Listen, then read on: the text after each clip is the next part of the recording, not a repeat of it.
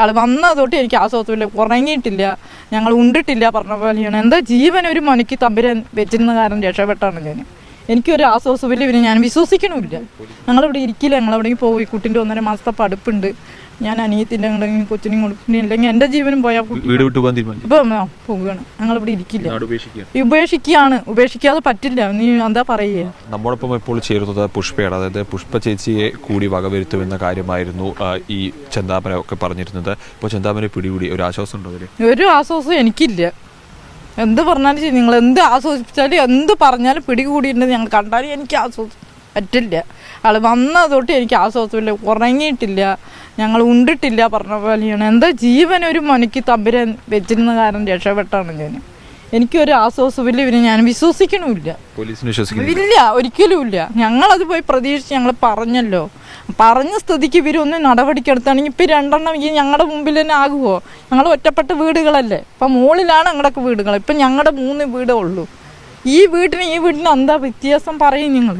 അപ്പം ഇവരൊരു പ്രതീക്ഷ കൊടുക്കണ്ട. അയാൾ ഇറങ്ങിയിട്ടുണ്ട്, ജാമീൻ എടുത്തിട്ടുണ്ടെങ്കിലും ഇവരൊന്ന് വരണ്ടേ, ഇവരെന്താണ് അതാണെന്നൊന്ന് അന്വേഷിക്കണ്ടേ? അപ്പം ഞങ്ങൾക്ക് ഇനി എന്ത് സുരക്ഷിത പറഞ്ഞ് നോക്കുന്നത്? ഞങ്ങളിവിടെ ഇരിക്കില്ല, ഞങ്ങളവിടേക്ക് പോയി. കുട്ടിൻ്റെ 1.5 മാസത്തെ പഠിപ്പുണ്ട്. ഞാൻ അനിയത്തിൻ്റെ ഉണ്ടെങ്കിൽ കൊച്ചിനും കൊടുക്കും, അല്ലെങ്കിൽ എൻ്റെ ജീവനും പോയാൽ വീട് വിട്ടു പോകാൻ തീരുമാനിച്ചു. ഇപ്പം പോവുകയാണ്. ഞങ്ങളിവിടെ ഇരിക്കില്ല, ഉപേക്ഷിക്കാതെ പറ്റില്ല. നീ എന്താ പറയുക? വീട് കാണാൻ ഇപ്പം അമ്മയാണ്, വയസ്സായതാണ്, ഒരാങ്ങളയുണ്ട് എന്നൊക്കെ പറഞ്ഞിട്ട് ഞങ്ങളുടെ പ്രതീക്ഷ. ഒന്നുമല്ല. ഇനിയിപ്പോൾ അവനെന്ത് ചെയ്യും? ഇത്ര വലിയ ആരോഗ്യമുള്ളവരിനെയൊക്കെ നശിപ്പിച്ചിട്ട് പോയി. ഇനിയിപ്പോൾ ഈ വീട്ടിലെ ആളില്ല, ആ വീട്ടിലെ ആളില്ല. ഞാൻ ഒറ്റപ്പെട്ട് ഞാനെങ്ങനെ അമ്മയും ആങ്ങളെ രാവിലെ എണീറ്റ് പണിക്ക് പോകും. ഞാനൊരു വികലാംഗിയാണ്, ഞാനവിടെ തൊഴിലുറപ്പിന് മാത്രമേ പോകുള്ളൂ. ഞാൻ അത്രയും ഒറ്റയ്ക്കിരിക്കും. അന്ധവിശ്വാസിയായി മാറി. ഇപ്പം അങ്ങനെയാണ് ചെയ്തു. ആദ്യം പറഞ്ഞ ചേച്ചീൻ്റെ ഞങ്ങളുടെയൊക്കെ വായാണെന്ന്. അപ്പം അവരെന്ത് തെറ്റ് ചെയ്തു? ആ വയസ്സായ അമ്മ എന്ത് തെറ്റ് ചെയ്തു? ആ ഏട്ടൻ എന്ത് തെറ്റ് ചെയ്തു? അയാൾ പോയാൽ 10 ദിവസം 1 മാസം. ഇപ്പം ആ ചേച്ചി മരിച്ച ശേഷം അധികം വരാറേ ഇല്ല. പിന്നെന്ത് തെറ്റ് ചെയ്തു പറയും? സുരക്ഷിതയില്ല, സുരക്ഷിതപ്പെടുത്തൂല്ല. ഞങ്ങൾക്കൊരു സുരക്ഷിത ഇവർ തരില്ല. ജയിലിലേക്ക് വിട്ടിട്ടും കാര്യമില്ല. ഞങ്ങൾക്കൊരു പ്രതീക്ഷയും ഇല്ല. എന്ത് പ്രതീക്ഷയാണ്? ഇയാളെ ജയിലിൽ വിട്ടിട്ട് എന്താ പ്രതീക്ഷ? ഇയാൾ ജയിലിൽ ചാടി വരില്ല. ശരി, ഇവരിന്നിപ്പോൾ 2 പേരിനെ കൊന്നു പറ്റൊക്കെ ഒരു സുരക്ഷിത കൊടുത്താൽ ഈ ജയിലിൽ ചാടി വരില്ല എന്നായിരിക്കണ്ട്. അയാൾക്ക് കൊലപറി മാത്രമേ ഉള്ളൂ. ഇപ്പം എന്നെയും കൂടി കൊന്നാണെങ്കിൽ അയാൾക്ക് ഒരുവിധം സമാധാനമായിട്ടുണ്ടാവും. മകളിനെയാണ്, ഭാര്യനെയാണെന്നൊക്കെ പറയാം. അതൊക്കെ അയാൾ വെറും ഇതാണ്. അയാളുടെ വീട്ടിൽ ആരും നശിപ്പിക്കില്ല. അയാൾക്ക് വെറുതെ എന്താ പറയുക, ആൾക്കാരെ ബോധിപ്പിക്കുക. അങ്ങനെയാണെങ്കിൽ ഭാര്യ ഇപ്പോൾ 2.5 മാസത്തിൽ ഭാര്യനും മകളിനെയൊക്കെ അവരൊക്കെ നെല്ലിച്ചോടും അവിടെയൊക്കെ പാലക്കടക്കിയാണ്. അയാൾക്ക് വയ്ക്കൂടെ? ഇപ്പം ഈ കൊലപാതകം ചെയ്യണതിന് അവിടേക്ക് വയ്ക്കൂടെ? ഇപ്പോൾ ആ കുട്ടിനെ കൊടുത്തിരി കിളിയലിയിലാണ് കല്യാണം കഴിച്ച് കൊടുത്തിരിക്കുന്നത്. എത്തിക്കോളും എന്നല്ല, ഈ 2.5 മാസത്തിൽ അങ്ങനെയാണെങ്കിൽ അവരുടെ വക വരുത്തിയിരിക്കണമല്ലോ. നാട്ടുകാർ നെഞ്ഞത്തേക്ക് എന്തിനു വരുന്നേ? ഞങ്ങൾ എന്ത് തെറ്റ് ചെയ്തു ഇയാളോട്? എല്ലാവരും ഇരിക്കണ പോലെയല്ല ഞങ്ങൾ ഇന്ന് ജീവിക്കുന്നത്. പറയും ഞങ്ങൾ എന്ത് തെറ്റ് ചെയ്തു എന്നാ പറയും. ഈ മനുഷ്യൻ്റെ അടുത്ത് ആരാ മിണ്ടണ്? അയാളെ മോന്ത കണ്ട ആരെങ്കിലും സംസാരിക്കുമോ? ഭീഷണിപ്പെടുത്തി. ഞാനിവിടെ പടി അടയ്ക്കുമ്പോൾ അയാൾ അവിടെ ഇരിക്കണ്ടല്ലോ. എന്നെ രാവിലെ ഭീഷണി ഇങ്ങനെ കത്തി കൊണ്ടും കാലും കൊണ്ടൊക്കെ കാണിച്ചു. ഞാൻ ഭീഷണി കൊണ്ടാണല്ലോ പോയത്. അയാൾ വന്നത് തൊട്ട് ഞാൻ ഇവരുടെ അടുത്ത് പോയി കൊടുത്തു 3 പ്രാവശ്യം കംപ്ലൈൻറ്റും കൊണ്ട് പോയത്. അത് കഴിഞ്ഞിട്ട് ഞങ്ങളുടെ ഒരു ഇതെടുത്തില്ല പറഞ്ഞപ്പോൾ പിന്നെ ആ പിള്ളേരിനെ അവർ ഏട്ടനെയോ പെണ്ണിനെയും വിളിച്ച് അവരുടെ അടുത്തും പറഞ്ഞാൽ അവർ പറഞ്ഞപ്പോൾ വൈകുന്നേരം വന്ന് പോലീസ് വന്ന് CO സാർ പോകാൻ പറഞ്ഞിട്ട് വാതിൽ തട്ടി തുറക്കില്ലായിരുന്നു. പിന്നെയും തുറന്നിട്ട് ഞാൻ തുണി എടുക്കണോ, അവർ ഞങ്ങളെ പന്നിപ്പടക്കം വെച്ചെറിയണു, എന്നെ തെറി പറയണു എന്നൊക്കെയാണ് അയാൾ പറഞ്ഞത്. ശരി, അവർ പറഞ്ഞ് കംപ്ലൈൻറ്റ് കൊടുത്തിട്ടുണ്ട്. ശരി, അവർ വന്ന് പോകുന്നുണ്ട്.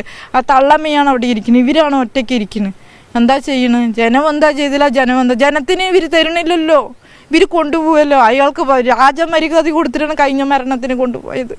ഈ മരണത്തിനും അതല്ലേ, ജനത്തിന് വിട്ടുകൊടുക്കണം. ജനത്തിന് ഇങ്ങനെയുള്ളവർ ഇവർക്ക് കൈകാര്യം ചെയ്ത് ജനത്തിന് തരണ്ടേ? അത് ചെയ്തില്ലല്ലോ. എന്ത് ശിക്ഷ നൽകണമെന്നാണ്? എന്ത് ശിക്ഷയാ നൽകണം? നീ എന്ത് ശിക്ഷ നൽകിയിട്ട് എന്താ കാര്യം? നീ അയാളുടെ ലിസ്റ്റിലുള്ളവനെയും കൂടി കൊണ്ടുപോയിട്ട് അയാൾക്ക് ശിക്ഷ കൊടുത്തോട്ടെ. ഇനിയിപ്പോ പോട്ടെ, അല്ലാതെ പിന്നെ എന്താ പറയുന്നത്? മക്കള് പറഞ്ഞ തൂക്കിക്കൊല്ലണം വിധിക്കണം തന്നെ അവര് പറയും. പിന്നെ അവരുടെ അച്ഛനും അമ്മയും നഷ്ടപ്പെട്ടില്ലേ? ഇതിന് ആരെന്ത് പറയും? അവർ അനാദികളായില്ലേ? ഒരു അച്ഛമ്മ ഉണ്ടായിരുന്നു ഈ വീട്ടിലേക്ക് വരാനെങ്കിലും, അതും ഇല്ല, അതിനെയും നശിപ്പിച്ചു. ആരുണ്ട്? അവരവര് പെൺമക്കളുടെ വീട്ടിൽ അവര് വരുമോ ഇവിടേക്ക്?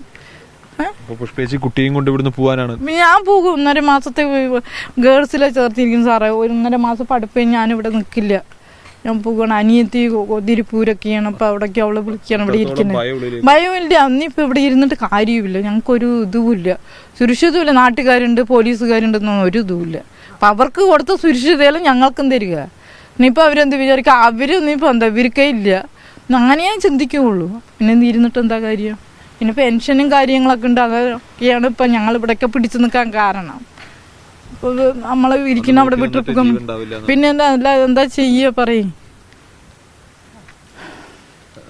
എന്തായാലും അതായത് ഇപ്പോൾ നമ്മോട് സംസാരിച്ചത് പുഷ്പ ചേച്ചിയാണ്. കാരണം ഈ ചേച്ചിയെ കൂടി വകവരുത്തുമെന്ന കാര്യമായിരുന്നു ഈ ചെന്താമര പറഞ്ഞിരുന്നത്. അവരിപ്പോൾ എന്തായാലും ഇവിടെ നിന്നിട്ട് പോവുക, അതായത് ആ ഭയം കൊണ്ട് പോലീസിന് ഒരു സുരക്ഷ നൽകാൻ കഴിയില്ല, അതുകൊണ്ട് ആ ഭയം കൊണ്ട് ഇവിടെ വിട്ട് പോകുന്നു എന്നൊരു കാര്യമാണ് എന്തായാലും ഈ പുഷ്പ ചേച്ചി നമ്മളുമായിട്ട് പങ്കുവെച്ചത്. അത്രത്തോളം ഭയം ഇവിടെയുള്ള ആളുകളിലൊക്കെ തന്നെ ആളുകളുടെ ഉള്ളിലേക്ക് ഇറങ്ങിയിരിക്കുന്നു. അയാളുടെ ഒരു അത്രത്തോളം ഭയത്തിലാണ് അവർ കഴിയുന്നത്. അതായത് ഒരു ദിവസം ഉറങ്ങിയിട്ടില്ല, ദിവസങ്ങളോളം ഉറങ്ങിയിട്ടില്ല എന്നുള്ള കാര്യമാണ് പറയുന്നത്. അപ്പോൾ അത്രത്തോളം ഭയം ഇവരുടെ ഉള്ളിലേക്ക് എത്തിയിരിക്കുന്നു. നാട്ടുകാരൊക്കെ തന്നെ വലിയ ആശങ്കയിലാണ് ഇപ്പോഴും. അതായത് പ്രതി ഉള്ളിൽ ജയിലിൽ പിടിക്കപ്പെട്ടിട്ട് പോലും ആശങ്ക മാറുന്നില്ല. കാരണം അയാൾ ജയിൽ ചാടി വരാം, വീണ്ടും ഈ ജാമ്യത്തിൽ ഇറങ്ങിക്കഴിഞ്ഞാൽ ഇത്തരത്തിൽ തന്നെ പ്രവർത്തികൾ ചെയ്യും. അതുകൊണ്ട് തന്നെ എന്ത് ശിക്ഷ, അതായത് നാട്ടുകാർക്ക് വിട്ടു നൽകൂ എന്നൊരു കാര്യമാണ് പോലീസിനോട് അവർ ചോദിക്കുന്നത്. എന്തായാലും അത്രത്തോളം ഭയത്തിലാണ് ഇവിടെയുള്ള നാട്ടുകാരൊക്കെ തന്നെ കഴിയുന്നത്.